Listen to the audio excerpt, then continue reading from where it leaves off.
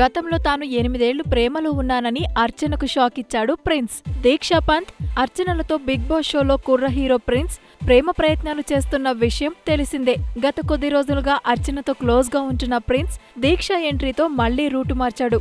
ఇప్పుడు ఇద్దరు భామలతో కలిసి తన ప్రేమాయణం కొనసాగిస్తున్నట్లు కనిపిస్తోంది. అయితే ఇందులో భాగంగా బిగ్ బాస్ హౌస్ లో అర్చన ఆదర్శలతో సరదాగా మాట్లాడుతూ ప్రిన్స్ తన గత ప్రేమ కథను చెప్పుకొచ్చాడు. 8 ఏళ్లుగా తాను ప్రేమలో ఉన్నానని, కానీ మధ్యలో ఇద్దరి మధ్య భేదాభిప్రాయాల వలన దూరమయ్యేవాళ్లమని, మళ్లీ కలిసేవాళ్లమని ప్రిన్స్ చెప్పుకొచ్చాడు.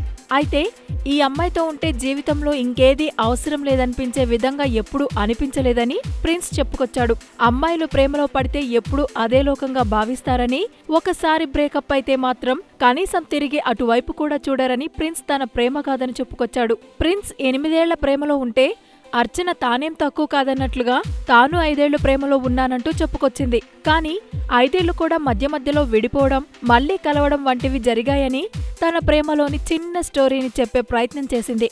మొత్తానికి ఈ ప్రేమ విఫలమైన love birds Bigg Boss show ద్వారా ఒక్కటవుతారా అని బిగ్ బాస్ ప్రేక్షకులు భావిస్తున్నారు. మరి ఏం జరగనుందో చూడాలి.